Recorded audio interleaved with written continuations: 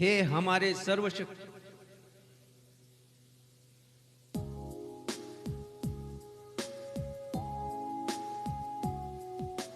हे हमारे सर्वशक्तिमान पिता परमेश्वर, हे हमारे उद्धारकर्ता प्रभु यीशु मसीह और हे शांतिदायक पवित्र आत्मा, आज की आराधना में हम सब आपका स्वागत करते हैं और आपकी उपस्थिति के लिए हम आपको हृदय की गहराइयों से धन्यवाद देते हैं। भजनकार लिखते हैं, सर्वशक्तिमान परमेश्वर की स्तुति करते हुए कि यहोवा की स्तुति करो, क्योंकि अपने परमेश्वर का भजन गाना अच्छा है। परमेश्वर मनभावना है, उसकी स्तुति करनी मनभावनी है। परमेश्वर खेदित मन वालों को चंगा करता है और उनके शोक पर मरहम पट्टी बांधता है। हमारा प्रभु महान और अति सामर्थी है, उसकी बुद्धि अपरंपार है। यहोवा नम्र लोगों को संभालता है, लेकिन दुष्टों को भूमि पर गिरा देता है। इसलिए आओ धन्यवाद करते हुए यहोवा का गीत गाओ, वीणा बजाते हुए परमेश्वर का भजन गाओ।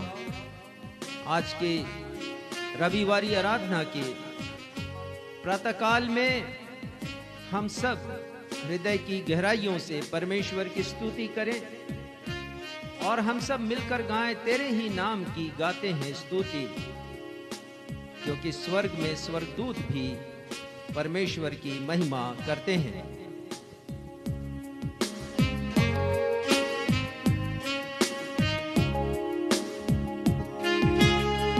तेरे ही नाम की गाते हैं स्तुति, मिलकर सारे स्वर्ग में वो गाते, तू है पवित्र जो था और है और जो आने वाला है। आदर और महिमा मिले तुझे ही, योग्य तू ही सदा। लेकिन प्रभु चाहता तू यह गीत मुझ पापी से गाऊंगा मैं तेरे लिए। हालेलुया हालेलुया होशन्ना, गाऊंगा मैं सिर्फ प्रभु तेरे लिए। हालेलुया होशन्ना हालेलुया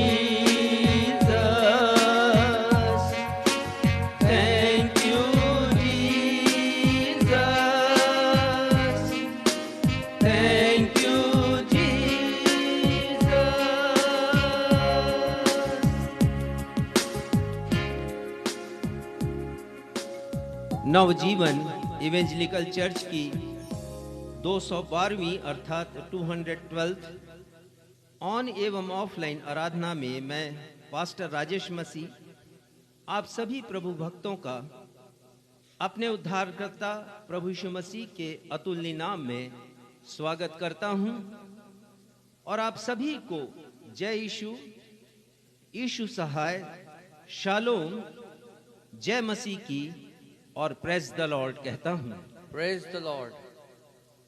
प्रिय भाइयों और बहनों, मैं आशा करता हूं कि आपको अवश्य स्मरण होगा कि पिछले रविवार हमने उन 2 कार्यों पर मनन किया था जिन्हें परमेश्वर पिता कभी भी नहीं करते हैं। पहला कार्य जिसे परमेश्वर पिता नहीं करते हैं वह है परमेश्वर पिता कभी भी झूठ नहीं बोलते, और दूसरा कार्य जिसे परमेश्वर पिता कभी भी नहीं करते वो है कि परमेश्वर पिता कभी बदलते नहीं है। हम परमेश्वर पिता को धन्यवाद देते हैं कि पिछले रविवार को प्रसारित संदेश को अनेक लोगों ने देश विदेश में सुना है और बहुत ही उत्साहजनक प्रतिक्रियाएं हमें प्रेषित की हैं। हम सारी महिमा परमेश्वर पिता को देते हैं।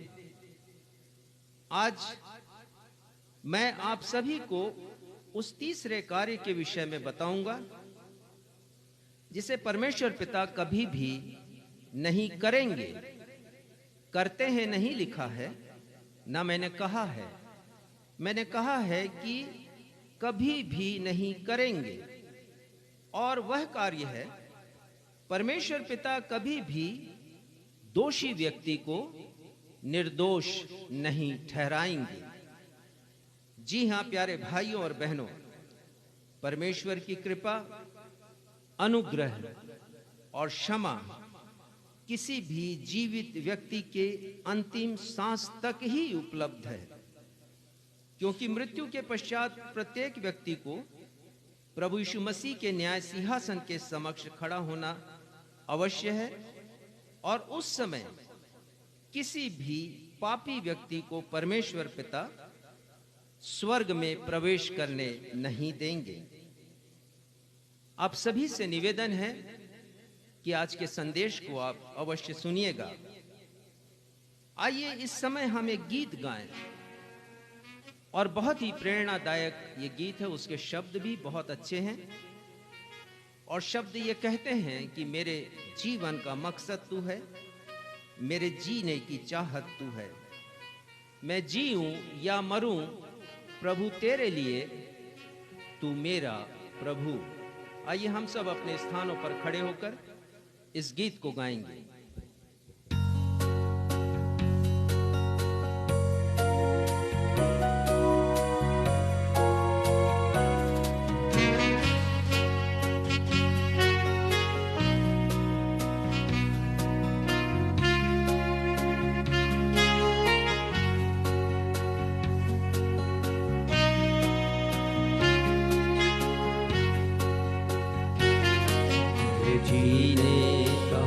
मकसद तू है, मेरे जीने का कारण तू है, मेरे जीवन का मकसद तू है,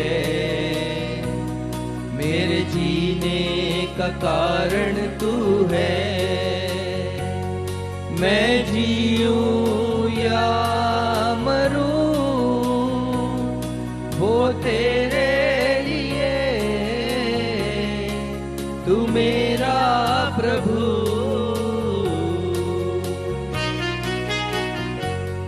मेरे जीवन का मकसद तू है,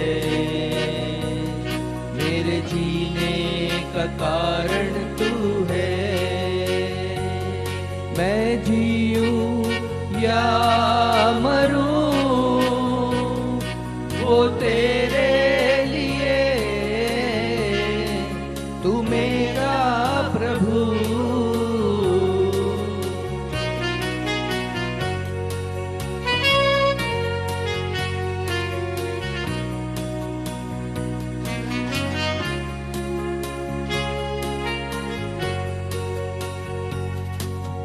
पिछला सब भूल कर मैं आगे दौड़ा चलूं, जो मेरे ही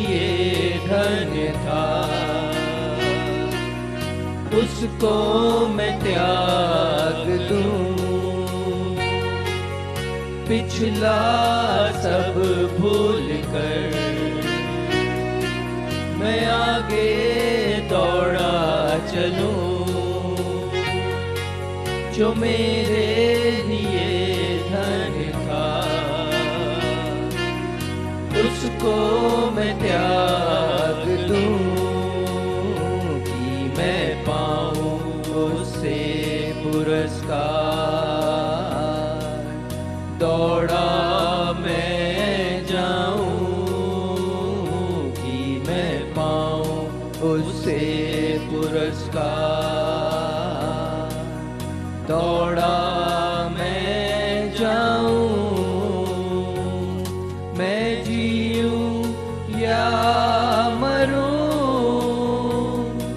वो तेरे लिए, तू मेरा प्रभु।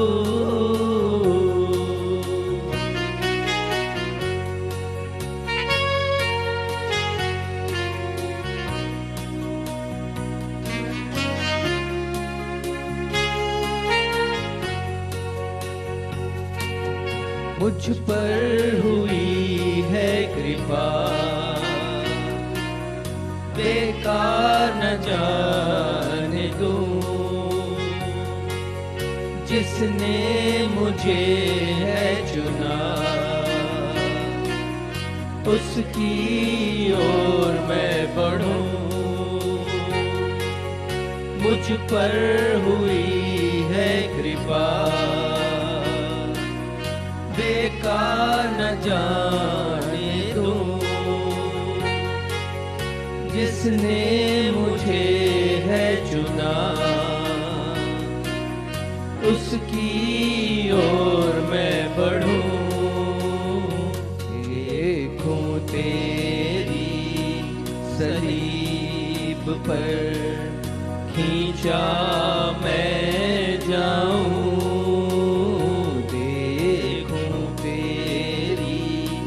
सलीब पर खींचा मैं जाऊं, मैं जीऊं या मरूं, वो तेरे लिए, तू मेरा प्रभु।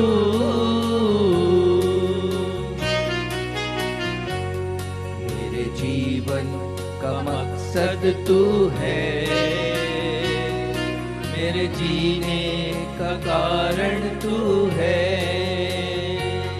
मैं जीऊं या मरूं,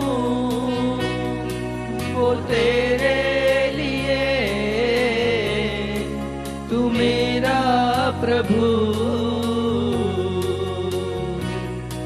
तू मेरा प्रभु, तू मेरा प्रभु।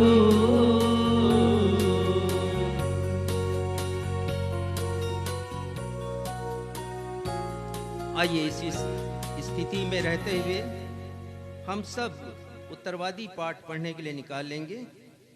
भजन संहिता 136 136 उसका पद क्रमांक 1 से 9 तक और उसके पश्चात पद संख्या 23 से लेकर 26 तक, और पढ़ने में हमारी अगुवाई भाई सक्षम मसीह करेंगे।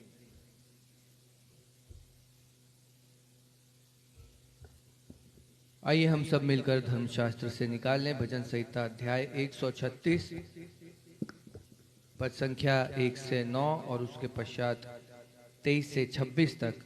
जैसा कि हमारा दस्तूर रहा है, हम इस पैसेज को उत्तरवादी की रीति से पढ़ लेंगे और अंत में हम सब 26वें पद को साथ में मिलकर के पढ़ लेंगे। भजन संहिता 136 पद संख्या 1 से 9 और उसके पश्चात 23 से 26 तक। यहोवा का धन्यवाद करो, क्योंकि वह भला है और उसकी करुणा सदा की है। जो ईश्वरों का परमेश्वर है उसका धन्यवाद करो, उसकी करुणा सदा की है। जो प्रभुओं का प्रभु है उसका धन्यवाद करो, उसकी करुणा सदा की है। उसको छोड़ कोई बड़े बड़े आश्चर्य कर्म नहीं करता। उसकी करुणा सदा की है। उसने अपनी बुद्धि से आकाश बनाया, उसकी करुणा सदा की है। उसने पृथ्वी को जल के ऊपर फैलाया है, उसकी करुणा सदा की है। उसने बड़ी बड़ी ज्योतियां बनाई, उसकी करुणा सदा की है। दिन पर प्रभुता करने के लिए सूर्य को बनाया, उसकी करुणा सदा की है। और रात पर प्रभुता करने के लिए चंद्रमा और तारागण को बनाया, उसकी करुणा सदा की है। पद 23 से 26।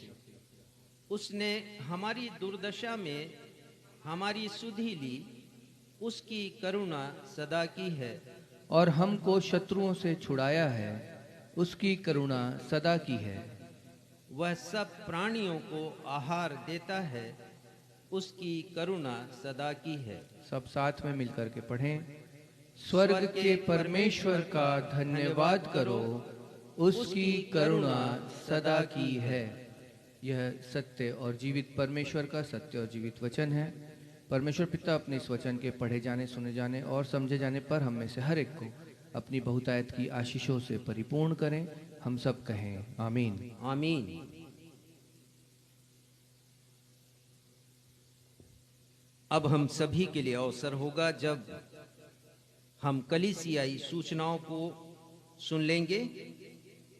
सूचनाओं के पश्चात मैं आप सभी के लिए मध्यस्थता की प्रार्थना करूंगा।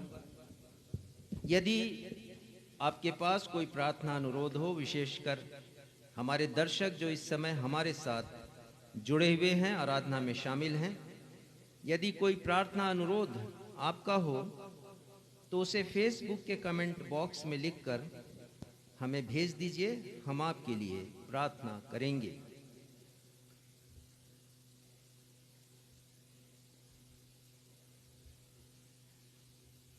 नवजीवन इवेंजलिकल चर्च की 212वीं ऑन एवं ऑफलाइन आराधना में मैं पास्टर राजेश मसीह आप सभी का हार्दिक स्वागत करता हूं और आप सभी को प्रेज द लॉर्ड कहता हूं। Praise the Lord. सूचनाएं इस प्रकार से हैं। भाई बालाराम, जो 23 वर्षों से भी अधिक समय से कुष्ठ पीड़ित हैं, अर्थात लेप्रेसी अफेक्टेड हैं, और बिलासपुर की एक झुग्गी बस्ती में रहते हैं।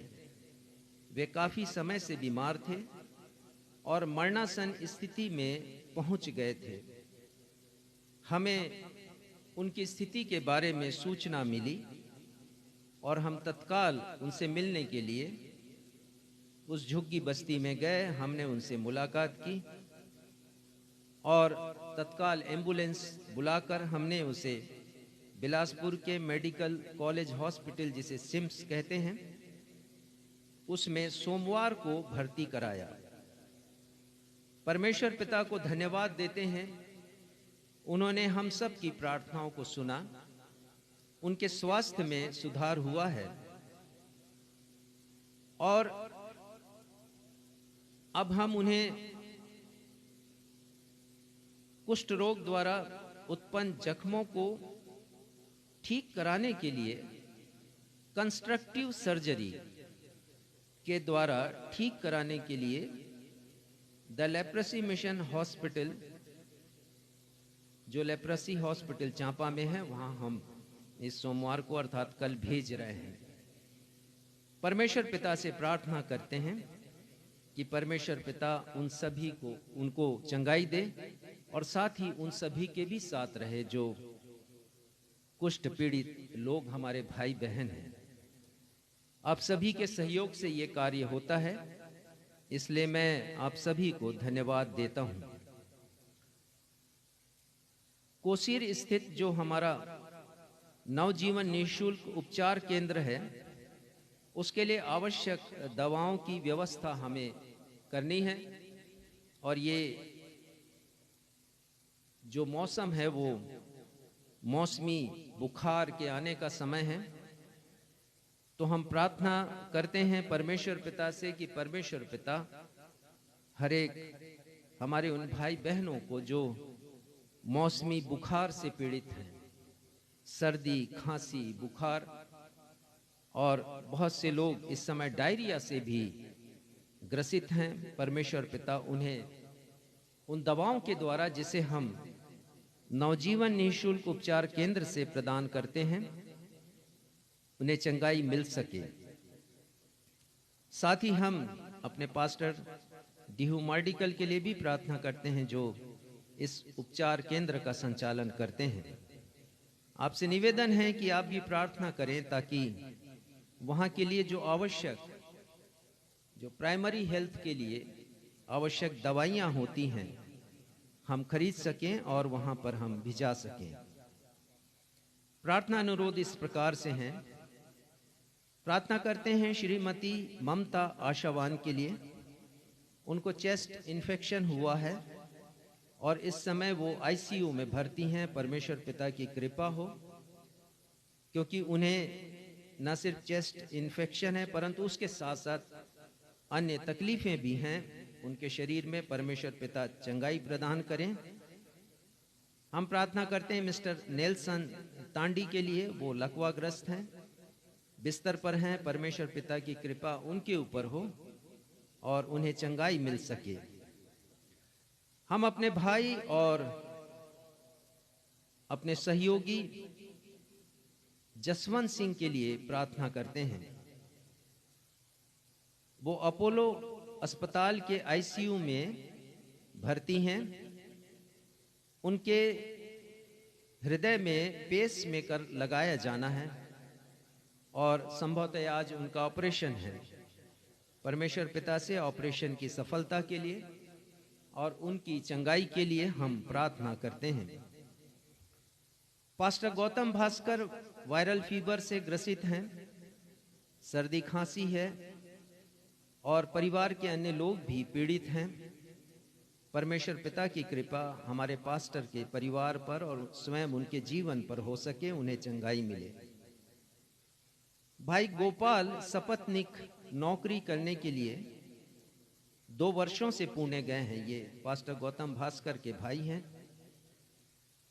और 4 बच्चों की देखरेख, उनका संरक्षण पास्टर गौतम के जिम में छोड़ गए हैं। बच्चों का स्कूल में एडमिशन कराना है। आर्थिक समस्याएं हैं। परमेश्वर पिता से प्रार्थना है कि समस्याएं दूर हों और आवश्यकताएं पूरी हों। हम प्रार्थना करते हैं लाव्यास के लिए। 3 दिनों से डिहाइड्रेशन और बुखार से पीड़ित हैं। परमेश्वर पिता की चंगाई उन्हें मिले। हम प्रार्थना करते हैं बहन राजकुमारी प्रभु के अनुग्रह में बढ़ती जाएं और उनकी आशीषों को दिन प्रतिदिन के जीवन में प्राप्त करें। बहन बृहस्पति के कामकाज पर परमेश्वर की आशीष हो।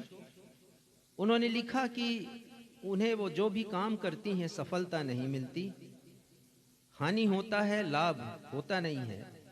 परमेश्वर पिता हर एक उन अवरोधों को दूर करें, हमारी बहन के साथ हों और उनके व्यवसाय में, घर बार के हर एक कामकाज में उन्हें सफलता दें। प्रार्थना करते हैं बेटी सोनिया के लिए। पीलिया से गंभीर रूप से ग्रसित हैं और जांजगीर के अस्पताल में भर्ती हैं। गंभीर स्थिति है उनकी और स्थिति में उनके सुधार नहीं हो रहा है। परमेश्वर पिता से प्रार्थना है कि परमेश्वर पिता अपना चंगाई भरा स्पर्श उन्हें प्रदान करें और चंगाई दें। भाई अश्वनी पटेल के लिए प्रार्थना करते हैं। उनके सीने में दर्द है, वो दर्द समाप्त हो सके। परमेश्वर की कृपा उन पर और उनके परिवार पर भी बनी रहे। कलीसिया को छिन्न भिन्न करने की शैतान की अनेक कोशिशें होती हैं, परंतु हम जानते हैं कि कलीसिया को शैतान कभी कुचल नहीं सकता, रौंद नहीं सकता है, क्योंकि प्रभु यीशु मसीह की अपनी कलीसिया है और प्रभु यीशु मसीह ने इसे स्थापित किया है। पतरस से कहा है कि मैं तुझ पर अपनी कलीसिया बनाऊंगा। पतरस के द्वारा, संत पतरस के द्वारा कलीसिया का प्रारंभ हुआ। प्रार्थना करते हैं कि शैतान की हर एक गतिविधियां जो कलीसिया को और परमेश्वर की संगति को बर्बाद करने के लिए है, वो स्वयं छिन्न भिन्न हो जाए। धन्यवाद का विषय है, जब शैतान ने देखा कि नवजीवन की सेवकाइयां निरंतर प्रगति करती जा रही हैं, तो उन्होंने हमारे परिवार को अत्यंत संकट में डालकर हमें ढहाने की, गिराने की और हमारे प्रबल विश्वास को डगमगाने की कोशिश की। परंतु परमेश्वर पिता का धन्यवाद हो, जिन्होंने अपनी सामर्थ को प्रकट कर हमें उस बड़े संकट से निकाल लिया। और इस बात के लिए मैं आप सभी को धन्यवाद देना चाहता हूं कि आप सब प्रार्थना योद्धा बनकर दिन में, रात में, जब भी समय मिला, उपवास रखकर आप लोगों ने प्रार्थनाएं की हैं। और परमेश्वर पिता ने आप सभी की विनम्र प्रार्थनाओं को सुना और हमें उस बिगड़ी परिस्थिति से, उस संकट से उबार लिया। प्रार्थना है कि आगे भी परमेश्वर की कृपा हम पर बनी रहे और शैतान की हर एक चालें तोड़ दी जाएं। आप सभी से अनुरोध है कि हम हमारे लिए प्रार्थना करना ना छोड़ें, ताकि हमारी हौसला अफजाई हो सके। आइए इन सारे निवेदनों को हम अपने उद्धारकर्ता प्रभु यीशु मसीह के नाम में परमेश्वर पिता के सिंहासन के समक्ष रखें। ये हमारे परमेश्वर पिता, हमारे लिए वो क्षण बहुत ही आनंददायक और महत्वपूर्ण होता है जब हम मध्यस्थता की प्रार्थना करते हैं उन लोगों के लिए पिता जिन्हें हमने कभी देखा भी नहीं। उनके निवेदन आते हैं, और जैसे अब्राहम ने अपने भतीजे लूत के लिए प्रार्थना की, मध्यस्थता की, जैसी प्रार्थना दानिएल ने की, जैसी प्रार्थना प्रभु यीशु मसीह ने की, जैसी प्रार्थनाएं मध्यस्थता की संत पौलुस ने की हैं, पिता हम भी अपने इन सारे निवेदनों को बड़ी आशा उम्मीद के साथ आपके समक्ष रखते हैं। आपकी कृपा उन सभी पर हो जिनके नाम अभी हमने पढ़े हैं। प्रार्थना करते हैं पिता, नवजीवन निःशुल्क उपचार केंद्र के लिए जो आवश्यकताएं हैं दवाइयों की, अन्य साधनों की, वो पूरी हो सके। पिता, हर एक के ऊपर आपकी कृपा हो। भाई बालाराम जिन्हें कल हमें चांपा भेजना है पिता, उसका भी सारा प्रबंध हो सके। धन्यवाद देते हैं पिता, आगे की आराधना को आपके सामर्थी हाथों में सौंपते हुए अपनी इस प्रार्थना को आपके बेटे हमारे मुक्तिदाता प्रभु यीशु मसीह के नाम से मांगते हैं। सुनिए और ग्रहण कीजिए। कलीसिया कहे आमीन। प्रभु की प्रार्थना कहेंगे। हे हमारे पिता, आप जो स्वर्ग में हैं, आपका नाम पवित्र माना जाए, आपका राज्य आए, आपकी इच्छा जैसे स्वर्ग में पूरी होती है वैसे ही पृथ्वी पर भी पूरी हो। हमारे दिन भर की रोटी आज हमें दीजिए, और जिस प्रकार हमने अपने अपराधियों को क्षमा किया वैसे ही हमारे अपराधों को क्षमा कीजिए। हमें परीक्षा में नहीं डालिए बल्कि बुराई से बचाइए, क्योंकि राज्य, पराक्रम और महिमा सदा आपके हैं। आमीन। भेंटों और धन्यवादी भेंटों का अर्पण किया जाएगा। हमारे लिए अवसर होगा जब हम परमेश्वर पिता के द्वारा हमें दी गई बेशुमार आशीषों को स्मरण करेंगे और अपनी अपनी भेंटों और धन्यवादी भेंटों को भी अर्पित करेंगे। यदि हमारे ऑनलाइन दर्शक भी अपनी भेंटों को हमारी कलीसिया के द्वारा किए जा रहे सेवा के कार्यों या निर्माणाधीन कलीसिया भवन की छत की ढलाई के लिए अपनी भेंटों को अर्पित करना चाहते हैं, तो मैं उन सभी का स्वागत करता हूं। आप सभी मुझसे संपर्क कर सकते हैं। आइए इस समय हम अपनी भेंटों को अर्पित करते हुए एक गीत गाएंगे और गीत के शब्द हैं, यहोवा का धन्यवाद करो क्योंकि वह भला है, उसकी करुणा सदा की है, उसका धन्यवाद करो।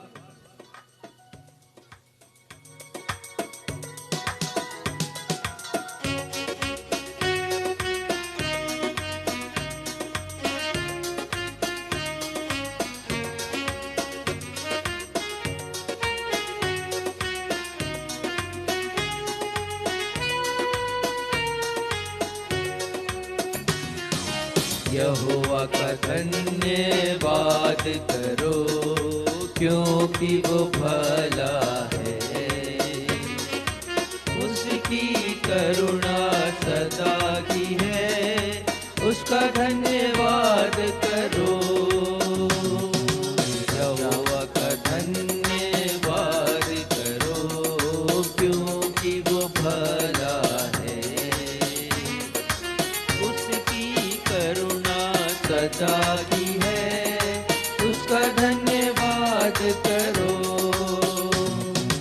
राजाओं का राजा यीशु राजा जगत में राज करेगा। हालेलुया हालेलुया, उसका धन्यवाद करो।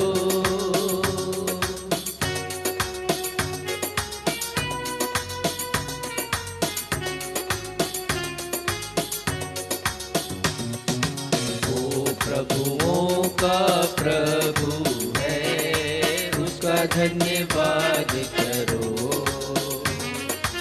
उसकी करुणा सदा की है, उसका धन्यवाद करो। राजाओं का राजा यीशु राजा जगत में राज करेगा। हालेलुया हालेलुया, उसका धन्यवाद करो, उसका धन्यवाद करो, उसका धन्यवाद करो। हाँ, हमारे परमेश्वर पिता, आप जो सर्व सामर्थी, सर्वज्ञानी और सर्वव्यापी पिता परमेश्वर हैं, हमारे जीवन के रचयिता हैं, हमारे भविष्य की योजनाओं को बनाने वाले और उसे आकार देने वाले परमेश्वर हैं। पिता, भजन के इन शब्दों के साथ, भजन संहिता 136 पर आधारित इस गीत के शब्दों के साथ हम आपकी महिमा करते हैं, धन्यवाद देते हैं क्योंकि आपकी करुणा सदा की है। यिर्मयाह नबी विलाप गीत में लिखते हैं, हम मिट नहीं गए, यह यहोवा की महाकरुणा का फल है। आपकी करुणा प्रति सुबह नई हो जाती है। पिता, हमारे पास संख्या नहीं है, हमारा गणित असफल हो जाता है जब हम आपके उपकारों को गिनते हैं, आपकी भलाइयों के बारे में सोचते हैं, क्योंकि आप हमारे ऐसे परमेश्वर हैं जो हमारे मांगने से ज्यादा और हमें हमारी उम्मीदों से बढ़कर देने वाले परमेश्वर हैं। जो कल्पना आप हमारे लिए करते हैं, जो उपाय करते हैं, प्रबंध करते हैं, जो योजना हमारे लिए बनाते हैं, वो हमेशा हमारी भलाई के लिए होती है। बहुत बार लगता नहीं है कि जीवन में भलाइयां हो रही हैं, क्योंकि बहुत बार हम नकारात्मक प्रवृत्ति से सोचते हैं, पर आपका वचन बहुत आशावादी है। और पिता, हमें तो आपकी आशा है। यिर्मयाह नबी कहते हैं कि आप अंत में हमारी आशा को पूरी करते हैं। आप हमारी भलाई चाहते हैं, कुशलता चाहते हैं। और संत पौलुस लिखते हैं रोमियो की पत्री में 8वें अध्याय में, उन सभी के लिए जो प्रभु यीशु मसीह पर विश्वास करते हैं, सारी बातें मिलकर भलाई को ही उत्पन्न करती हैं। पिता, ये जीवन आपकी दया, कृपा, आपकी भलाई, आपकी उदारता, आपकी करुणा, आपके अनुग्रह के बिना कुछ भी नहीं है। हम शून्य हैं इनके बिना। आपकी दया हुई है पिता, हम आपको धन्यवाद देते हैं। और आगे की आराधना को हम आपके सामर्थी हाथों में सौंपते हुए अपनी इस प्रार्थना को धन्यवाद के साथ अपने उद्धारकर्ता प्रभु यीशु मसीह के नाम में मांग लेते हैं। सुनिए और ग्रहण कीजिए। कलीसिया कहे आमीन।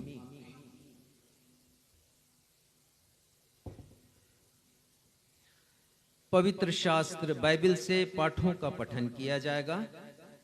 पहला पाठ जो पुराने नियम से लिया गया है वो निर्गमन की किताब अध्याय 34 पद संख्या 1 से लेकर 7वें पद तक।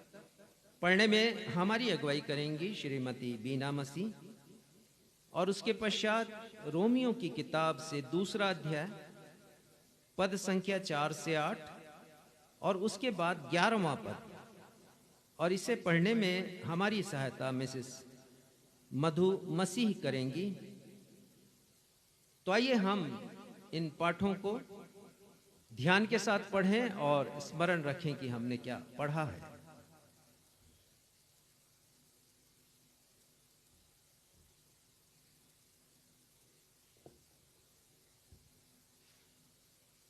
आप सबों को जय मसीह की।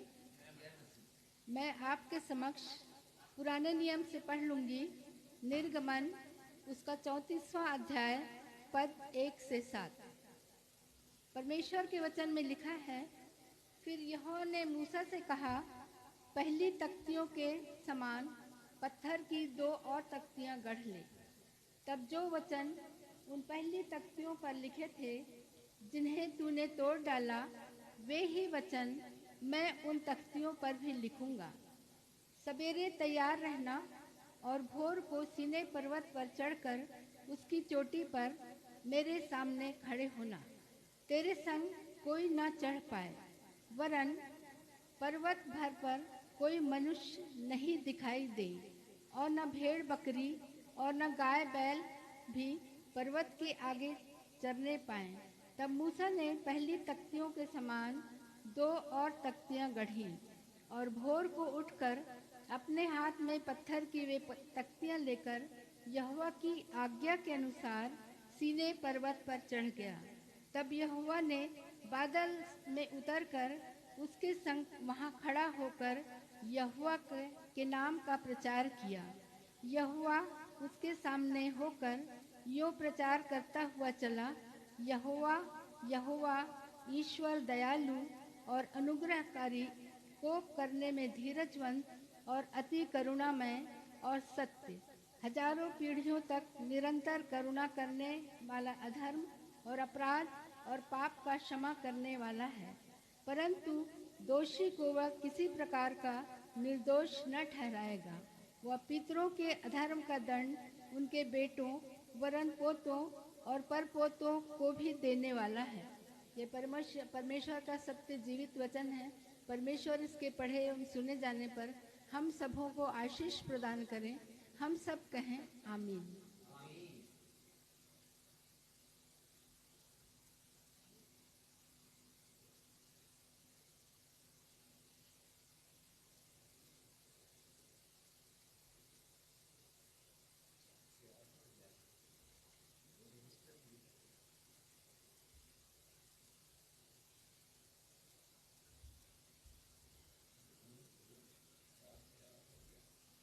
आप सबों को जय मसीह की।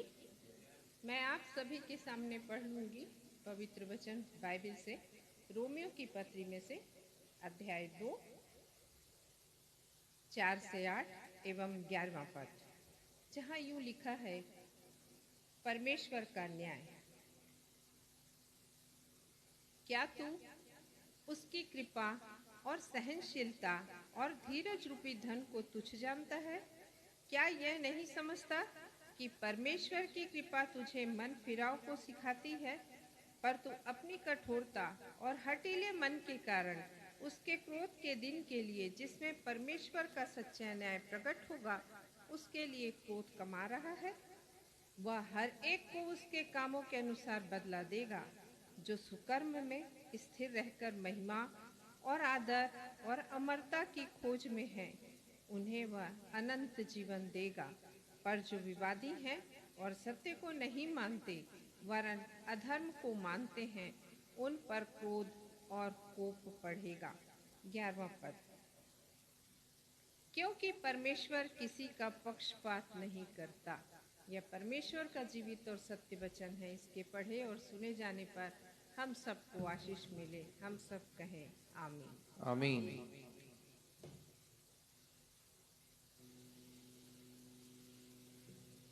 तीसरा पाठ सुसमाचार से लिया गया और सुसमाचार के सम्मान में हम सब अपने स्थान पर खड़े हो जाएं। निकाल ले मत्ती रचित सुसमाचार, उसका 7वां अध्याय, पद संख्या 21 से 23।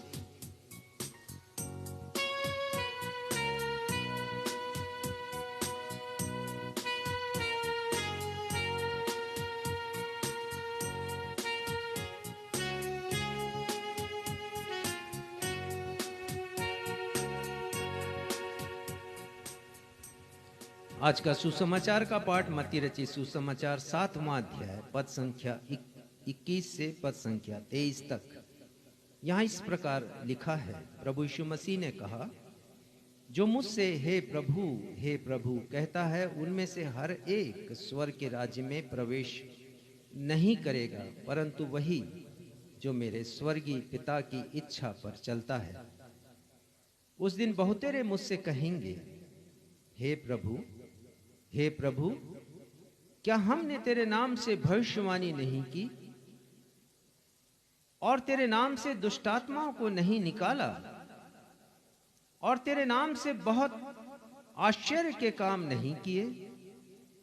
तब मैं उनसे खुलकर कह दूंगा कि मैंने तुमको कभी नहीं जाना। हे कुकर्म करने वालों, मेरे पास। अब हम सभी के लिए सुनहरा अवसर होगा जब हम परमेश्वर पिता के जीवित वचन से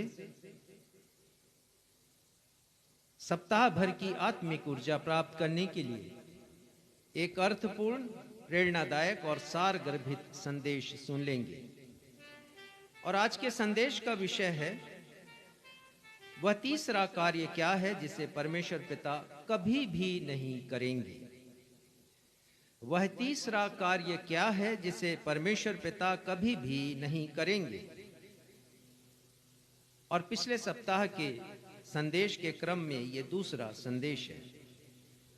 What is the third thing that God will not do ever? लेकिन इसके पहले कि हम संदेश सुने, आइए हम सब मिलकर एक गीत गाएं। और यह गीत आज के संदेश से ताल्लुक रखता है। गीत के शब्द हैं, तेरी कृपा, तेरी दया, तेरा अनुग्रह मुझ पर हुआ।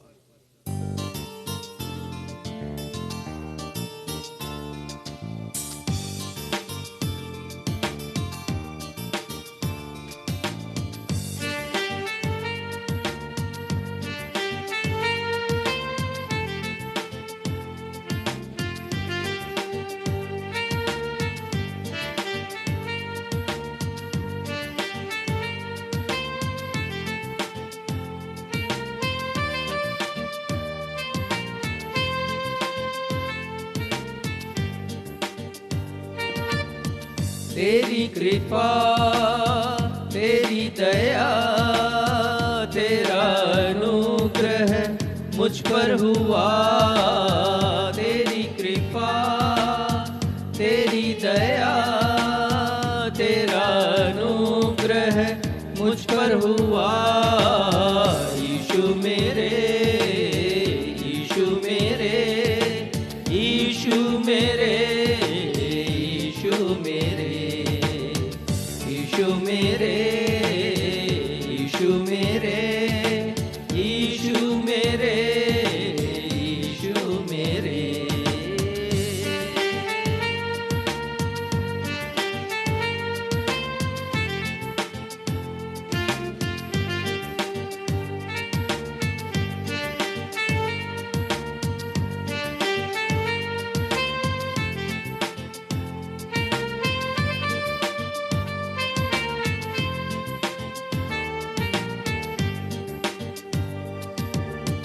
मैं पापी था, पापों के राहों में मैं भटका करता था। मैंने वही किया मेरे यीशु जो तेरी नजरों में बुरा था। मैं पापी था, पापों के राहों में मैं भटका करता था। मैंने वही किया मेरे यीशु जो तेरी नजरों में बुरा था। तेरी नजर मुझ पर हुई, मुझ पापी को तूने किया क्षमा। तेरी कृपा, तेरी दया, तेरा अनुग्रह मुझ पर हुआ। तेरी कृपा, तेरी दया, तेरा अनुग्रह मुझ पर हुआ।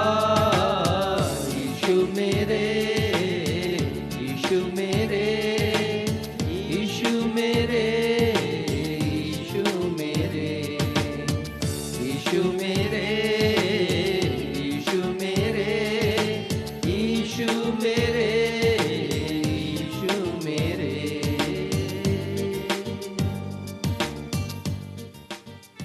पिछले रविवार हमने जिस विषय पर अध्ययन किया था वह विषय था वे 3 ऐसे क्या कार्य हैं जिन्हें परमेश्वर पिता कभी भी नहीं करते हैं। और इस विषय के अंतर्गत हमने 2 ऐसे कार्यों पर मनन किया था और ये जानने की, ये समझने की हमने कोशिश की थी जिन्हें परमेश्वर पिता कभी भी नहीं करते हैं। अर्थात वो परमेश्वर जो सर्वशक्तिमान है और जिनके लिए लिखा गया कि उनके लिए कोई भी कार्य असंभव नहीं है। परमेश्वर सब कुछ कर सकते हैं। कुछ ही दिनों पूर्व हमने इस विषय पर चर्चा की थी। तो वो परमेश्वर मनुष्यों के हित में 2 ऐसे काम करते हैं, जो ऐसे काम हैं जो जिसे वो कभी भी नहीं करते हैं। और वे 2 कार्य हैं। पहला कार्य, परमेश्वर पिता कभी भी झूठ नहीं बोलते हैं। और दूसरा कार्य, परमेश्वर पिता कभी भी बदलते नहीं हैं। पिछले सप्ताह प्रसारित संदेश को 1000 से अधिक लोगों ने देखा और सुना है, आत्मिक आशीषें पाई हैं। यह संदेश YouTube पर और Facebook पर उपलब्ध है और आप देख सकते हैं, आत्मिक आशीषें पा सकते हैं। और मैं आप सभी से ये रिक्वेस्ट भी करूंगा कि यदि अभी तक आपने देखा और सुना नहीं है तो आप अवश्य इसे देखिए। आप इसे देखेंगे तो जो आज का संदेश आप सुन रहे हैं वो अपने आप में पूर्ण हो जाएगा। बाइबल के परमेश्वर के अनेक गुणों एवं सच्चाइयों के विषय में हम बाइबल में पढ़ते हैं और ये जो सच्चाइयां हैं, परमेश्वर के गुण हैं, वो सार्वकालिक सच्चाई है। सार्वकालिक का मतलब ये है हर पीढ़ी के लोग, हर युग के लोगों के लिए। ये जो 2 परमेश्वर के गुण हैं कि वो कभी झूठ नहीं बोलते, कभी बदलते नहीं, ये एक सच्चाई है। और ये सच्चाई हर एक उस मनुष्य के लिए है जो चाहे किसी भी पीढ़ी में क्यों ना रहा हो, किसी भी युग में क्यों ना रहा हो, या इस युग में जिसमें मैं और आप हैं वो जीवित हो। ये परमेश्वर का बड़ा उपकार है हमारे ऊपर कि वो हमसे कभी झूठ नहीं बोलते और हमारे लिए कभी बदलते नहीं। परमेश्वर झूठ नहीं बोलते, इस बात को समझाने के लिए मैंने 2 पदों का सहारा लिया था परमेश्वर के वचन से। पहला तो तीतुस 1 अध्याय 2 पद है, जहां पर लिखा है कि परमेश्वर झूठ नहीं बोल सकते हैं। और दूसरा पद है गिनती की किताब 23वां अध्याय, उसका 19वां पद और उसकी प्रथम पंक्ति, जहां पर लिखा है परमेश्वर मनुष्य नहीं कि वो झूठ बोले। दूसरी बात, परमेश्वर बदलते नहीं है। इस पद को समझाने के लिए मैंने जिस पद का सहारा लिया वो पद था मलाकी 3 अध्याय और 6वां पद। उसकी प्रथम पंक्ति में परमेश्वर स्वयं कहते हैं कि मैं यहोवा बदलता नहीं। अब यदि व्याकरण की दृष्टि से इन दोनों पदों पर आप विचार करें कि परमेश्वर झूठ नहीं बोलते, परमेश्वर बदलते नहीं, तो आप पाएंगे कि ये दोनों पद वर्तमान काल के लिए लिखे गए हैं, प्रेजेंट टेंस के लिए, प्रेजेंट टाइम के लिए लिखे गए हैं। और मैं आपसे अनुरोध करूंगा कि जब भी आप बाइबल पढ़ें तो आप ये भी देखा कीजिए कि व्याकरण के अनुसार वो यदि अमुक पद है या वचन है तो किस काल के लिए लिखा गया, किस समय के लिए लिखा गया, भूतकाल, वर्तमान काल या भविष्य काल। क्योंकि आज जिस तीसरे कार्य पर हम मनन करने जा रहे हैं वो ना भूतकाल का वचन है ना वर्तमान काल का है, उसका ताल्लुक भविष्य काल से है, मनुष्यों के भविष्य काल से। और मनुष्यों के भविष्य काल से मेरा तात्पर्य है मनुष्यों के मृत्यु के पश्चात जीवन से संबंधित है। तीसरा कार्य जिसे परमेश्वर पिता कभी भी नहीं करेंगे वो है परमेश्वर पिता उस व्यक्ति को जो उनकी दृष्टि में दोषी है किसी भी रीति से निर्दोष नहीं ठहराएंगे। मैं फिर से रिपीट करूंगा, परमेश्वर पिता उस व्यक्ति को जो उनकी दृष्टि में दोषी है किसी भी रीति से निर्दोष नहीं ठहराएंगे। मैं चाहता हूं कि आप निकाल लें निर्गमन की किताब 34वां अध्याय और उसका 7वां पद और पढ़ें उसके मध्य भाग के वचन को जहां लिखा है परंतु, और उसके बाद पढ़ें परंतु दोषी को वह किसी प्रकार निर्दोष न ठहराएगा। हाँ, परमेश्वर पिता दोषी को किसी प्रकार से निर्दोष नहीं ठहराएंगे। अब इसके 3 खंड हैं। पहला तो यह है कि वो मनुष्य जो दोषी है परमेश्वर की दृष्टि में, हर एक वह व्यक्ति जिसने दुष्टता की है, जिसने परमेश्वर के आज्ञा का उल्लंघन किया है, जिसने परमेश्वर के आज्ञा की अवहेलना की है, जिसने अपराध किया है, अधर्म किया है, पाप किया है, तो वो व्यक्ति दोषी है। दूसरा हिस्सा इस वचन का है किसी भी रीति से।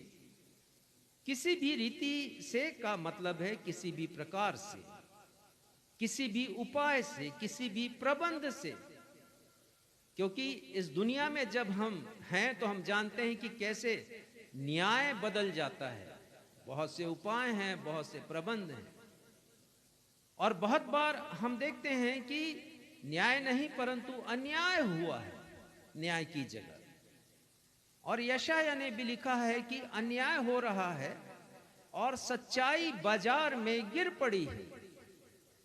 और ये दृश्य हम तो आजकल बार बार देखते हैं, चाहे वो खेल का मैदान हो, चाहे खेल खेलने वाले हों, या चाहे नौकरी हो आपकी, या आपके स्थानांतरण का कोई मुद्दा हो। हम देखते हैं कि कहीं ना कहीं अन्याय है। यहां तक कि स्कूलों में भी बच्चे शिकायत करते हैं कि उनके साथ जस्टिस नहीं हुआ है। लेकिन परमेश्वर किसी भी रीति से, किसी भी उपाय से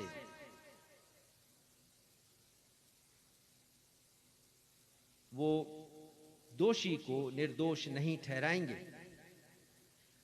ये कैसे संभव है? क्योंकि मैं और आप तो निर्दोष ठहराए जाते हैं प्रभु यीशु मसीह के द्वारा। उन पर विश्वास करने से हमें क्षमा मिलती है। परमेश्वर का वचन लिखा है, और परमेश्वर के वचन में भी लिखा है, इसी का 34वें अध्याय का 7वां पद देखिए, उसके प्रथम हिस्से को पढ़िएगा। हजारों पीढ़ियों तक निरंतर करुणा करने वाला, अधर्म और अपराध और पाप का क्षमा करने वाला है। हाँ, अधर्म, अपराध और पाप का क्षमा करने वाला परमेश्वर, उनका तो एक बहुत बड़ा गुण है कि वो क्षमाशील परमेश्वर हैं। तो ऐसे परमेश्वर किसी भी प्रकार से किसी व्यक्ति को दोषी क्यों ठहराए? यदि मानव जाति के लिए प्रभु यीशु मसीह में क्षमा उपलब्ध है, तो फिर क्यों ये बात लिखी हुई है कि परमेश्वर क्षमा करने वाले भी हैं और दोषी ठहराने वाले भी हैं? क्यों लिखा है? इसे हम इस वचन के तीसरे खंड में समझेंगे। कौन सा वचन? 34वें पद के 34वें अध्याय के 7वें पद का जो मध्यम हिस्सा है, वहां लिखा है निर्दोष नहीं ठहराएंगे। अब इस वाक्यांश के व्याकरण पर ध्यान दीजिए। ठहराएंगे ना भूतकाल है ना वर्तमान काल में लिखा गया वचन, परंतु ये भविष्यकाल का संकेत देता है। अर्थात जो कार्य परमेश्वर न्याय का करेंगे वो अभी के उन लोगों के लिए नहीं है जो इस वर्तमान युग में हैं, क्योंकि उनके लिए तो बड़ा अनुग्रह का समय है, उनके लिए तो अवसर है। तो यहां पर भविष्य काल में ये लिखा गया है, और यही वाक्यांश परमेश्वर पिता के न्याय से संबंधित है, जिसे परमेश्वर पिता तब करेंगे जब मृत व्यक्ति की आत्मा परमेश्वर के पास मृत्यु के पश्चात पहुंचेगी। बुद्धिमान राजा सुलेमान ने लिखा सबोपदेशक की किताब, और उसके अंतिम अध्याय में 12वें अध्याय में 7वें पद में एक महत्वपूर्ण बात लिखते हैं। पढ़िएगा उसको, सबोपदेशक 12 उसका 7वां पद। तब मिट्टी ज्यों की त्यों, मिट्टी ज्यों की त्यों मिट्टी में मिल जाएगी, और आत्मा परमेश्वर के पास जिसने उसे दिया है लौट जाएगी। आत्मा पहुंचेगी परमेश्वर के पास न्याय के लिए, न्याय आसन के सामने खड़ा होने के लिए, और हर एक आत्मा का न्याय किया जाएगा। क्योंकि परमेश्वर के वचन में लिखा है, इब्रानियों 9:27 में, बहुतों को ये याद भी होगा, क्योंकि मनुष्य के लिए एक बार मरना और उसके बाद न्याय का होना नियुक्त है। तो दोषी कब ठहराएंगे परमेश्वर? उस दिन जब किसी भी व्यक्ति की मृत्यु हो जाए और उसकी आत्मा परमेश्वर के पास पहुंचेगी। अब ये न्याय कई चरणों में है, कभी बाद में हम इसे देखेंगे, परंतु अभी समझने के लिए आप जान लीजिए कि परमेश्वर दोषी ठहराएंगे। और जब न्याय होगा, परमेश्वर का न्याय, तो दोषी को निर्दोष किसी भी प्रकार से, तरीके से, उपाय से वो निर्दोष नहीं ठहराएंगे।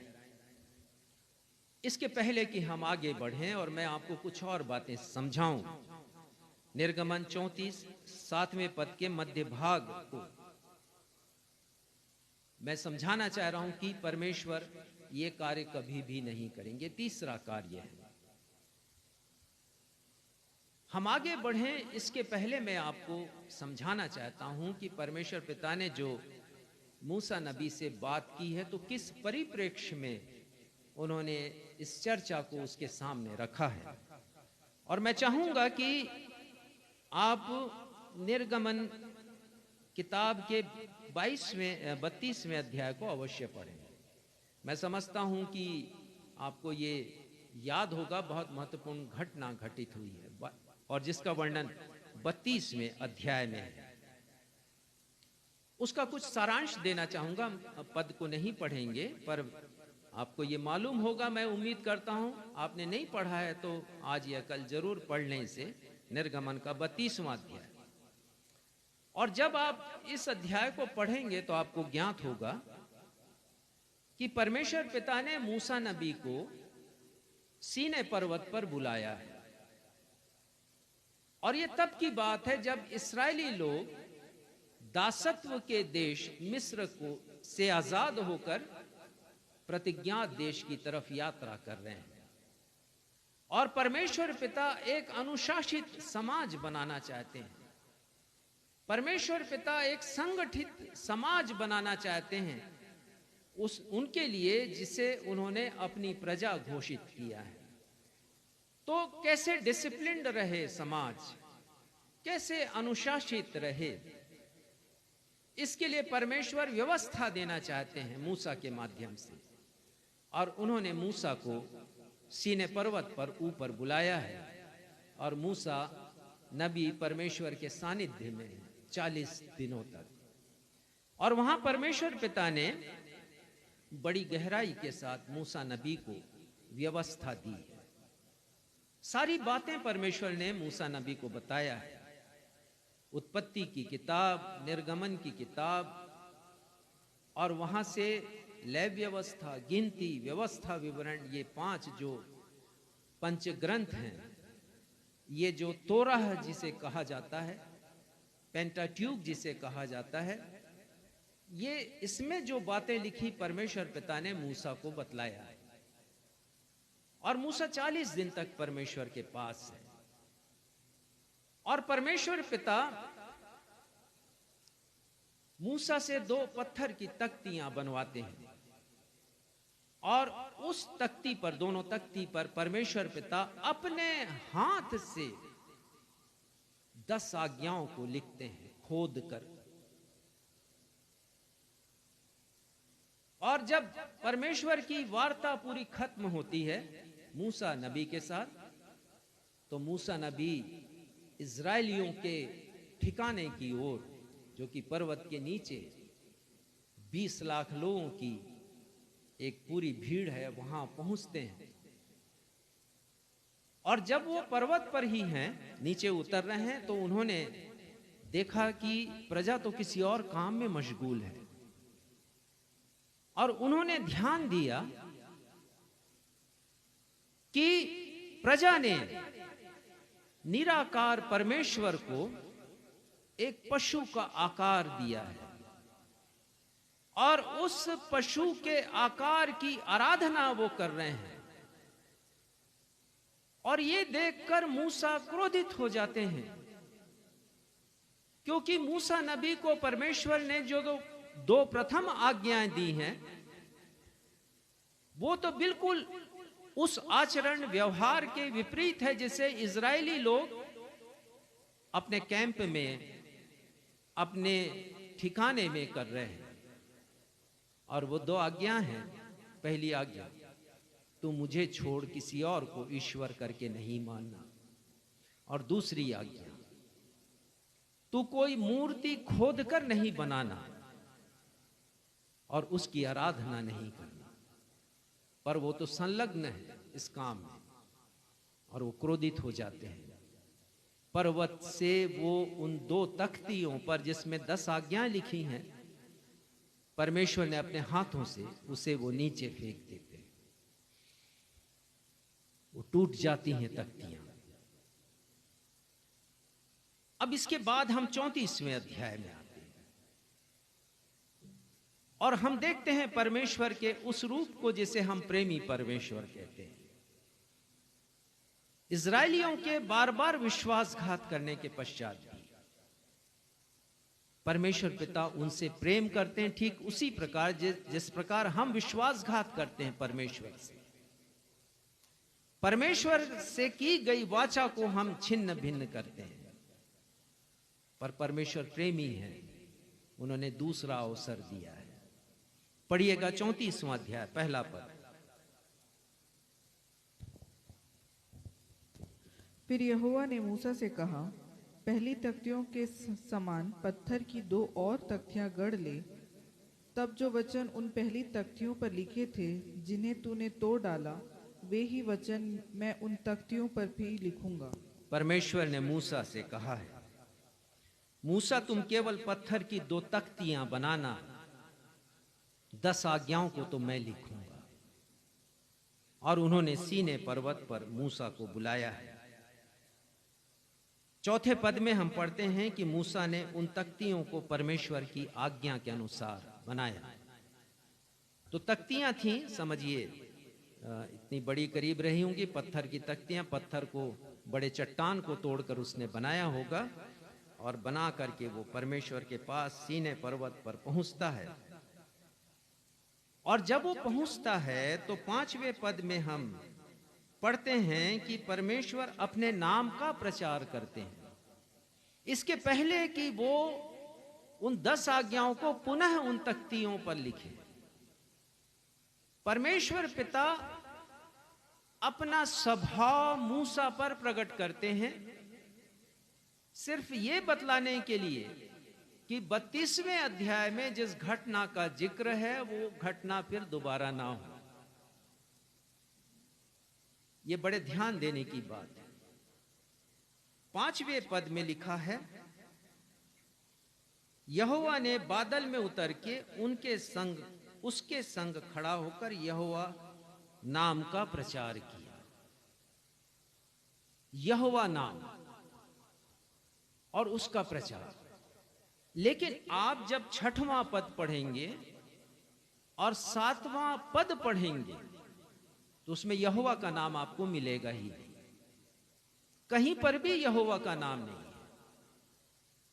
तो परमेश्वर ने यहां पर मूसा को अपना नाम नहीं बताया, क्योंकि वो नाम तो बता चुके थे मूसा को। जलती झाड़ी में जब उन्होंने दर्शन दिया था मूसा को, हम पढ़ते हैं 3 अध्याय के 14वें पद में परमेश्वर ने बताया, निर्गमन की किताब 3 अध्याय 14वां पद, मैं जो हूं सो हूं, मेरा नाम मैं हूं। इसके ऊपर भी मैं आपको पिछले संदेश में इसकी व्याख्या कर चुका हूं। तो नाम वो बता चुके हैं मूसा को, और यहां पर वो ये बता रहे हैं कि उनके गुण क्या क्या हैं, उनकी क्वालिटीज, जिसके लिए अंग्रेजी में बड़ा अच्छा शब्द है एट्रीब्यूट्स। और ये जो क्वालिटीज हैं परमेश्वर की, वो अपने पूर्णता पर हैं।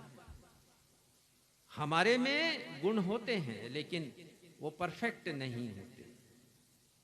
ये जितने गुण हैं परफेक्शन के साथ, सिद्धता के साथ परमेश्वर के साथ है। यदि आप पढ़ेंगे 6वां पद तो पता चलेगा वहां पर परमेश्वर का नाम तो नहीं है, लेकिन 7 गुण हैं जो परमेश्वर के नाम को परिभाषित करते हैं। पढ़िएगा 6वां पद और निर्गमन 34वां अध्याय 6वां पद और 7वें पद का प्रथम हिस्सा पढ़िए। देखिए, धीरे धीरे हम पढ़ेंगे और समझेंगे परमेश्वर के नाम को, उनके गुणों से हम जानेंगे। पढ़िएगा। यहोवा उसके सामने होकर यो प्रचार करता हुआ चला, यहोवा यहोवा ईश्वर दयालु। पहली बात, परमेश्वर दयालु है। बाइबल कहती है कि दयावंत हैं परमेश्वर, मनुष्यों पर दया करते हैं। हमारी हर एक कमजोरियों के बाद भी परमेश्वर की दया हमें मिलती है। अभी हमने गीत गाया, तेरी कृपा तेरी दया, तेरा अनुग्रह मुझ पर हुआ। पहला गुण परमेश्वर का कि परमेश्वर दयावंत हैं। दूसरा पढ़िए, और अनुग्रहकारी। अनुग्रहकारी, ये गुण परमेश्वर के नाम हैं। अनुग्रह करने का मतलब होता है जो अयोग्य है उसको योग्य बना देना, जो नाकाबिल है उसको काबिल बना देना, और ये काम परमेश्वर करते हैं हमारी जिंदगी में। तीसरा, आगे पढ़िए, कोप करने में धीरजवंत। क्रोध करने में धीरजवंत हैं। पाप के लिए तुरंत दंड नहीं देते। सुलेमान राजा लिखते हैं कि मनुष्य पाप इसलिए करता है क्योंकि तुरंत दंड नहीं मिलता। यह मनुष्य का दृष्टिकोण मनुष्य के लिए हो सकता है, लेकिन परमेश्वर का दृष्टिकोण यह है कि परमेश्वर दोबारा अवसर उसे देते हैं कि वो पाप ना करे, क्योंकि लिखा है कि क्रोध करने में वो धीरजवंत है। चौथी बात आगे, और अति करुणामयी परमेश्वर है। करुणा, आज हमने भजन संहिता पढ़ा 136, 26 पद हैं और पूरे 26 पद में आया है उसकी करुणा सदा की है। यहोवा का धन्यवाद करो, हमने गीत भी गाया थोड़ी देर पहले, क्योंकि उसकी करुणा सदा की है। करुणामयी परमेश्वर है। अति करुणामयी का मतलब है उनके करुणा की कोई सीमा नहीं है, और इस करुणा में परमेश्वर का कंपेशन है, तरस है। हमें उन परिस्थितियों में जिनके बारे में हम सोच नहीं सकते, परमेश्वर छोड़ते नहीं है, उबारते हैं, ये उनका तरस है। आगे पढ़िए। और सत्य परमेश्वर है। ये परमेश्वर की विशेषता है कि वो विश्वासघात नहीं करते, क्योंकि वो सत्य परमेश्वर है। छठवीं बात, हजारों पीढ़ियों तक निरंतर करुणा करने वाला, अधर्म और अपराध, निरंतर करुणा करने वाला, हजारों वर्षों तक और हजारों पीढ़ियों तक निरंतर करुणा करने वाला, अर्थात निरंतर प्रेम करने वाला परमेश्वर है। ये सब नाम है परमेश्वर के, जिसका प्रचार उन्होंने किया है। और अंतिम बात, अधर्म और अपराध और पाप का क्षमा करने वाला, क्षमाशील परमेश्वर, बाइबिल का परमेश्वर। तो परमेश्वर के ये नाम, परमेश्वर के क्षमा करें, परमेश्वर के ये गुण परमेश्वर के नाम को परिभाषित करते हैं।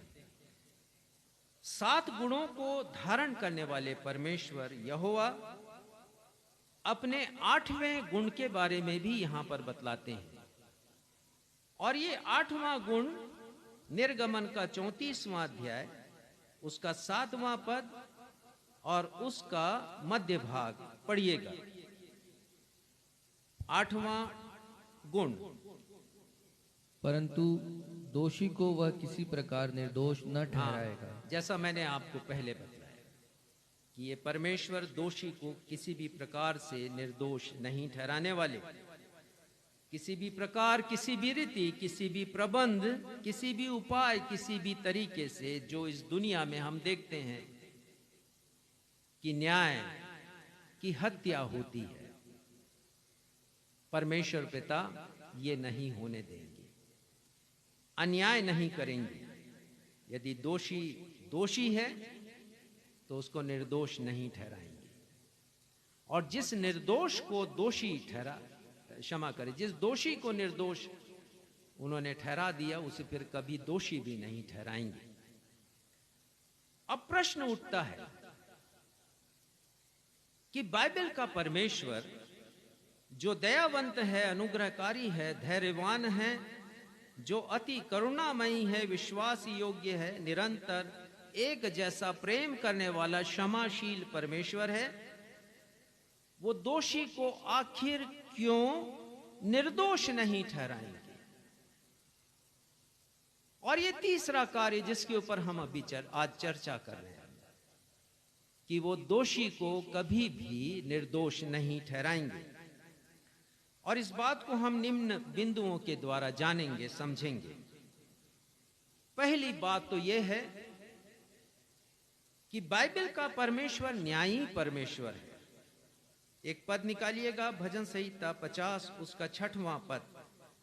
अनेक स्थानों पर आया है परमेश्वर के इस गुण के विषय में कि परमेश्वर न्यायी परमेश्वर है।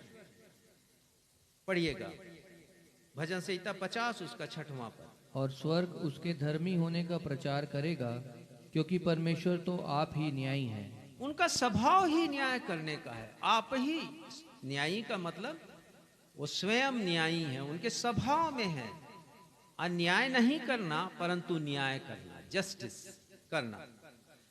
और परमेश्वर के न्याय की दो विशेषताएं हैं, ये भी जान लीजिए कि क्यों वो न्याय करते हैं।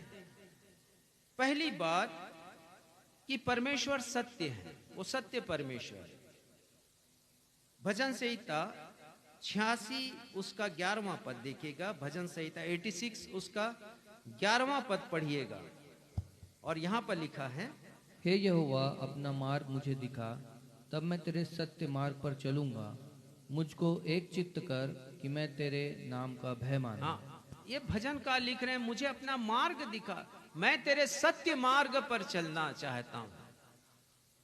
तो सत्य परमेश्वर के मार्ग भी सच्चाई के मार्ग है, वो सच्चाई से भरे हुए मार्ग, उसमें कोई छलावा नहीं है, उसमें कोई धोखा नहीं है। धोखा तो इस दुनिया के मार्ग में है, छलावा है वहां पर, दिखाता कुछ है, वादा कुछ करता है लेकिन होता कुछ और है। दूसरी बात कि परमेश्वर पक्षपात रहित है, वो किसी का पक्ष नहीं करते हैं। पढ़िएगा रोमियो 2 उसका 11वां पद, जिसे आज हमने पढ़ा है, रोमियो 2 उसका 11वां पद। क्योंकि परमेश्वर किसी का पक्ष नहीं करता। परमेश्वर किसी का भी पक्ष नहीं करते, उनके सामने हर लोगों को न्याय मिलेगा, पक्षपात रहित न्याय। और ये दो बातें हम आज के जमाने में नहीं देखते हैं। और वो बात ये है कि सच्चाई कहीं दिखती नहीं है और बहुत जगह हमें भेदभाव दिखाई देता है। दूसरी बात, बाइबल का परमेश्वर पवित्र परमेश्वर है। यशाया 6वें अध्याय में जब यशाया ने दर्शन देखा और परमेश्वर को उच्च सिंहासन पर विराजमान देखा, तो उसने देखा कि सराफीम है वहां पर, जो स्वर्गदूतों का एक विशेष प्रकार होता है, और वो पुकार रहे हैं, लगातार पुकार रहे हैं, पवित्र पवित्र पवित्र परमेश्वर। और जब वो पवित्रता से भरे हुए माहौल को वहां पर देखते हैं यशायाह नबी, तो वो कहते हैं मैं तो अपवित्र होठों वाला मनुष्य, और उन्हें पवित्र वहां पर किया जाता है। तो बाइबल का परमेश्वर पवित्र परमेश्वर है, वो पवित्रता में निवास करते हैं। और दोषी मनुष्य परमेश्वर की दृष्टि में अपवित्र है। जैसे कि यशायाह ने महसूस किया कि वो पवित्र परमेश्वर की उपस्थिति में, जहां का पूरा वातावरण पवित्रता से भरा हुआ है, वहां पर वही एक मनुष्य है, और वो कहते मैं अशुद्ध होठों वाला मनुष्य। तो परमेश्वर की दृष्टि में हर कोई दोषी मनुष्य या पापी मनुष्य अपवित्र है, और इसलिए वो दोषी को कभी भी निर्दोष नहीं ठहराएंगे। मेरा मतलब उस दिन से है जब मृत्यु के पश्चात मनुष्य का आत्मा परमेश्वर के सिंहासन के समक्ष न्याय पाने के लिए उपस्थित होगा। परमेश्वर पिता ने एक विशेष आज्ञा दी थी मूसा के द्वारा इस्राएलियों को। लय व्यवस्था 19:2 में हम पढ़ते हैं, और वहां पर वो लिखते हैं कि कहते हैं कि इस्राएलियों से जाकर कहो, मूसा उनसे कहो कि तुम्हारा बुलाने वाला पवित्र है, इसलिए तुम भी पवित्र बनो। तुम्हें जिसने छुटकारा दिया है वो पवित्रता से भरा हुआ परमेश्वर है। तीसरी बात, हम ये देख रहे हैं कि परमेश्वर पिता दोषी को आखिर क्यों निर्दोष नहीं ठहराएंगे। और तीसरी बात है कि बाइबल का परमेश्वर उदार और भला है। परमेश्वर की भलाई और उदारता की एक सीमा है। परमेश्वर की भलाई, परमेश्वर की उदारता की सीमा है, और वो सीमा मनुष्य की अंतिम सांस तक है। निर्गमन 34:6 और 34 अध्याय के 7वें पद के प्रथम हिस्से में वर्णित परमेश्वर के 7 गुण मनुष्य के जीवन में तब तक क्रियाशील रहते हैं। ये परमेश्वर के 7 गुण जब तक वो जीवित है, या कहें कि उसकी अंतिम सांस तक। अर्थात परमेश्वर की दया, अनुग्रह, धीरज, करुणा, विश्वास योग्यता, सत्य, प्रेम और क्षमा तब तक कार्यकारी है जब तक वो व्यक्ति जीवित है। इसलिए कोई भी मनुष्य ये नहीं सोचे, खासकर जो हमारे मसीही भाई बहन हैं, क्योंकि बहुत से लोग बोलते हैं हम तो परमेश्वर के लोग हैं। ये आपकी सोच हो सकती है, लेकिन क्या ये परमेश्वर की सोच है कि आप उनके लोग हो? तब यहां समझने की बात यह होती है कि कोई भी मनुष्य, विशेषकर मसीही कहलाने वाले लोग, ये नहीं सोचे कि परमेश्वर जो दयालु है, अनुग्रहकारी है, धीरजवंत है, करुणामयी है, सत्य परमेश्वर है, प्रेमी परमेश्वर है, मृत्यु के पश्चात वो अपने इन गुणों का प्रदर्शन करते हुए उसे क्षमा कर देंगे। हम भ्रम में होंगे, बहुत बड़े भ्रम में, यदि ये सोच हमारी है।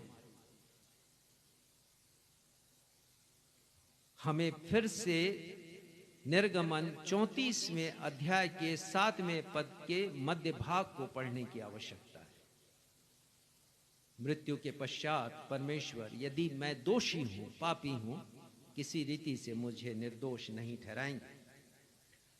यदि कोई मनुष्य अपने पृथ्वी पर के जीवन में अंतिम सांस के पहले तक प्रभु यीशु मसीह के पास नहीं आए, प्रभु यीशु मसीह को उद्धारकर्ता मानकर ग्रहण ना करे, प्रभु यीशु मसीह को प्रभु नहीं माने,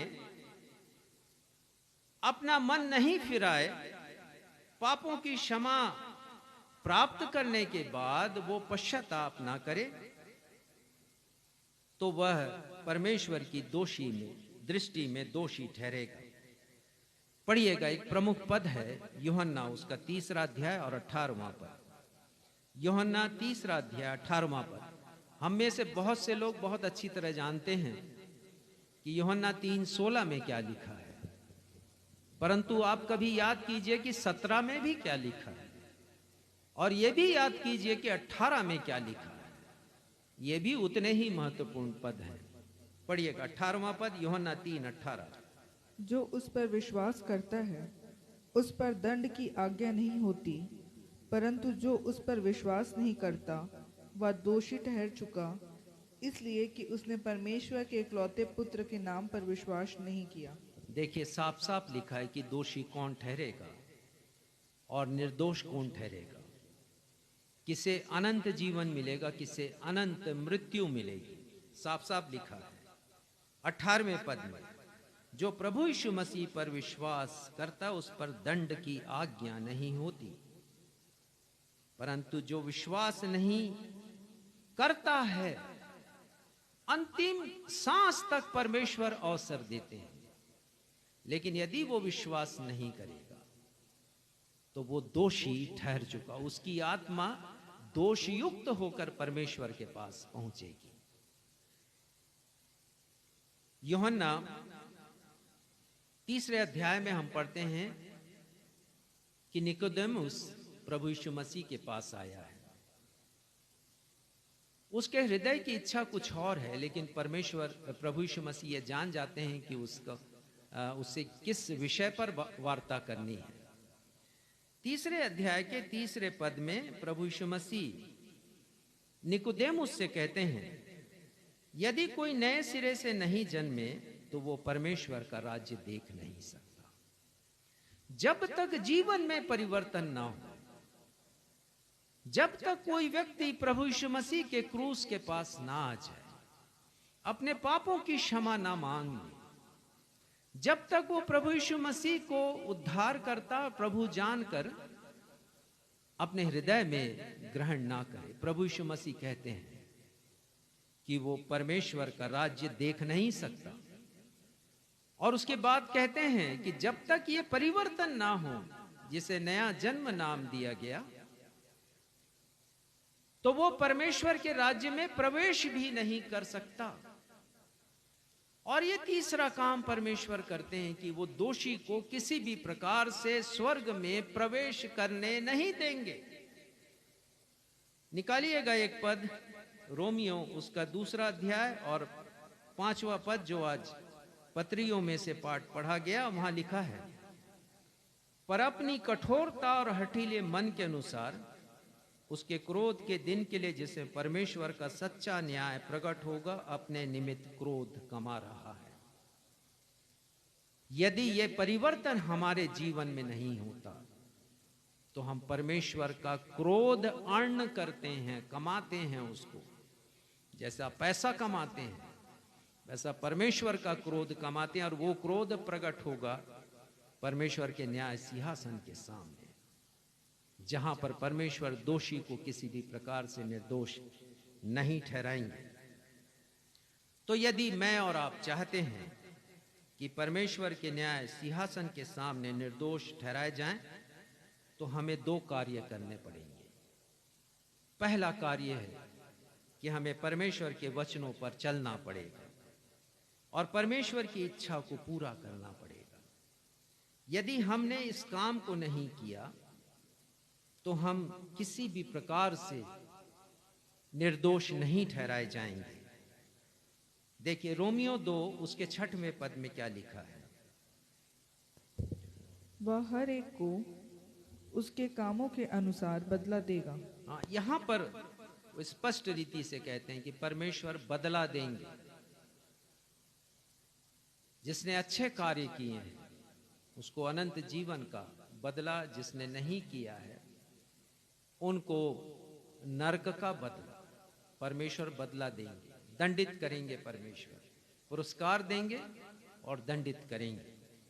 प्रभु यीशु मसीह ने पहाड़ी उपदेश में इस बात को बखूबी समझाया है और हमें सतर्क रहने की जरूरत है कि यहां पर वो लोग भी नहीं बच पाएंगे जिन लोगों ने अपने हिसाब से बड़ी बड़ी सभाएं की हैं, आश्चर्य कर्म किया, दुष्ट आत्माओं को निकाला है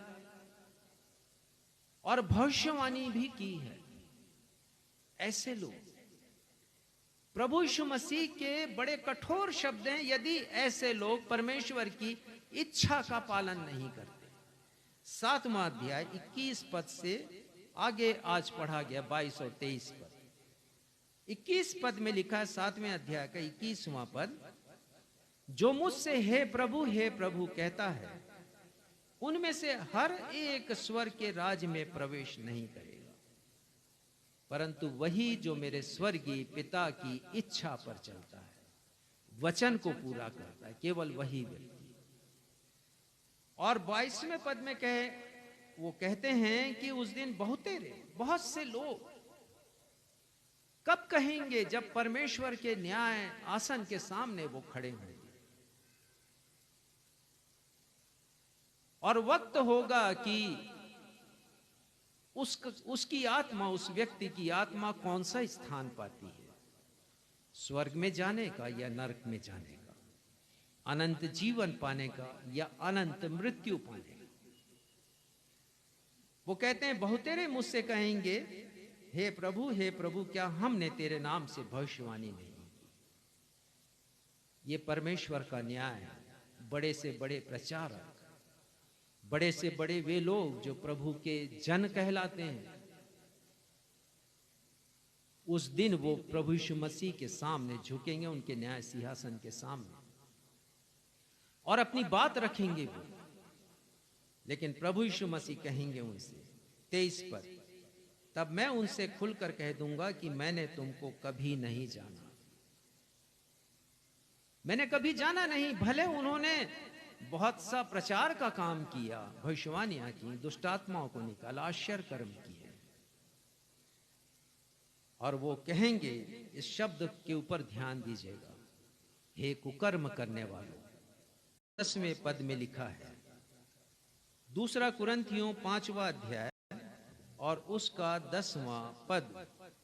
और यहां लिखा है, दूसरा कुरिन्थियों 5वां अध्याय और 10वां पद, क्योंकि अवश्य है कि हम सब का हाल मसीह के न्याय आसन के सामने खुल जाएं और हर एक व्यक्ति अपने भले बुरे कामों का बदला जो उसने देह के द्वारा किए हैं वो पाएगा।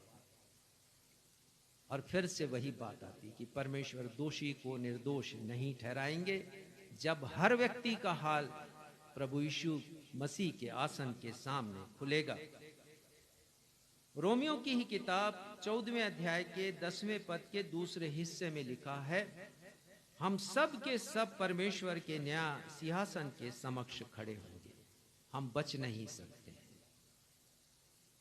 जब भविष्यद्वक्ताओं का ये हाल है, जब आश्चर्य कर्म करने वालों का ये हाल है, जब दुष्टात्मा निकालने वालों का ये हाल है, तो मुझे और आपको सतर्क होने की आवश्यकता है। और वो इसलिए कि रोमियो की किताब 14वां अध्याय यदि आपने निकाला है तो 12वां पद पढ़ दीजिएगा। सो हम में से हर एक परमेश्वर को अपना अपना लेखा देगा। हम में से हर एक परमेश्वर को अपना अपना लेखा देगा। परमेश्वर का वचन है, हमें गंभीर होने की आवश्यकता है कि किस रूप में हमारी आत्मा परमेश्वर के सामने खड़ी होगी। बहुत से लोग,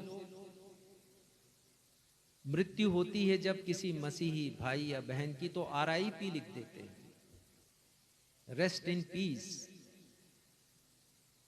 जो मृतक है वो अपनी आत्मा को नहीं शांति में डाल सक रहा है, क्योंकि वो परमेश्वर के अधिकार क्षेत्र में है। अभी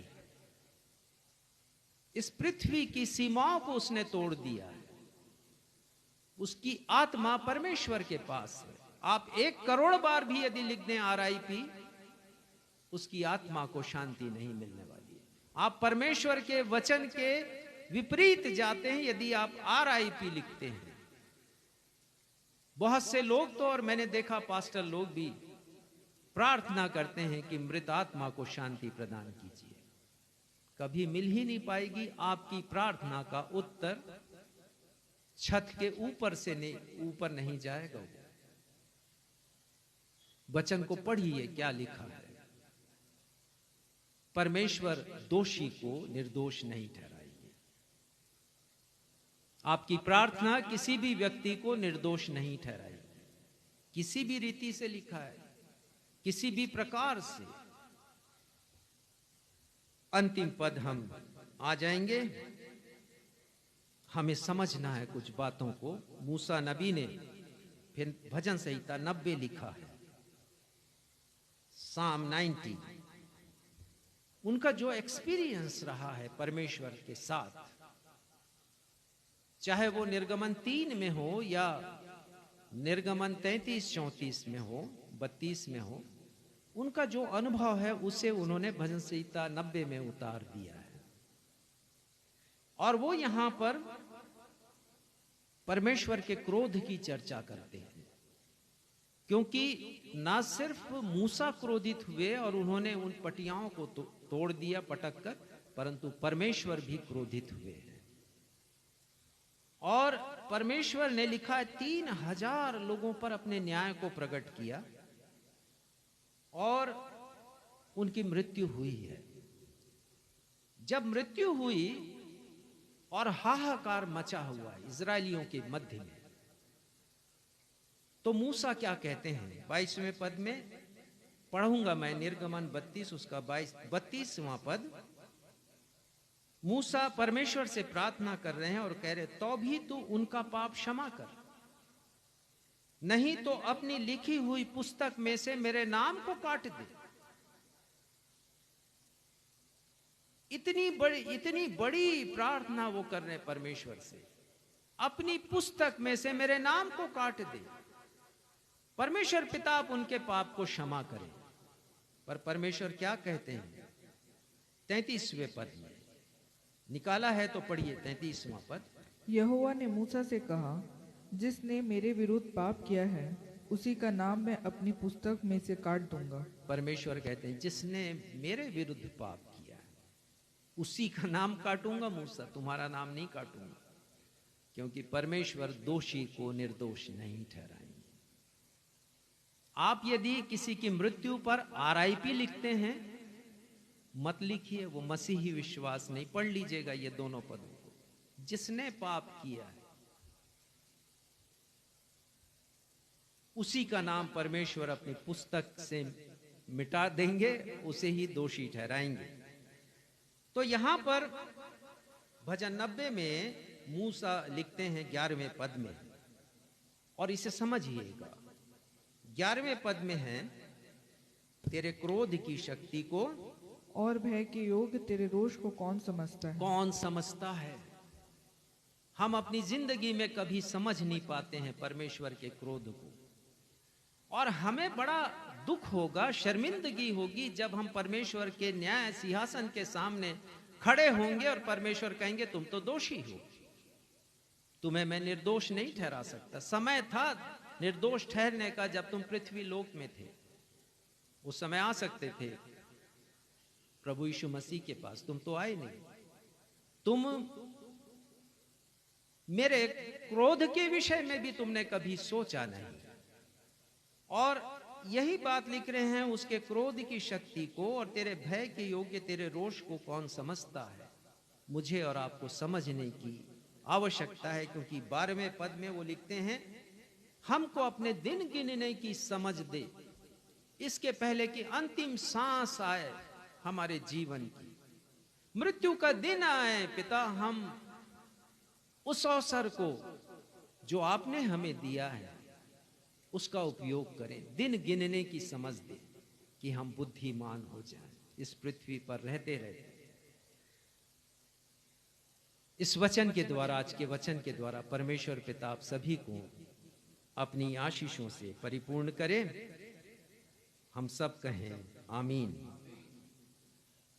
कोशिश करें हम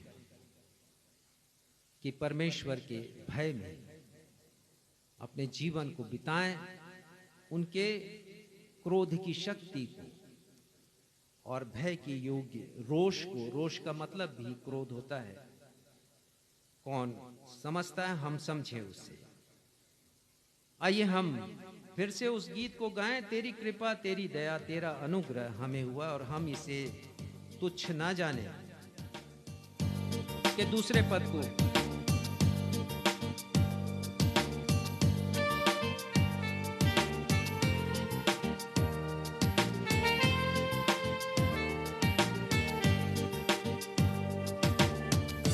मुझे तेरे मिलने से मुझको जीने की चाहत हुई, आई खुशियाँ जीवन में मेरे, उम्मीदें फिर जाग उठी। यीशु मुझे तेरे मिलने से मुझको जीने की चाहत हुई, आई खुशियाँ जीवन में मेरे, उम्मीदें फिर जाग उठी। जब से मसीह मुझको मिले, बदल गई मेरी ये जिंदगी। तेरी कृपा तेरी दया तेरा अनुग्रह मुझ पर हुआ। तेरी कृपा तेरी दया तेरा अनुग्रह मुझ पर हुआ। यीशु मेरे, यीशु मेरे, यीशु मेरे, यीशु मेरे, यीशु मेरे, यीशु मेरे, यीशु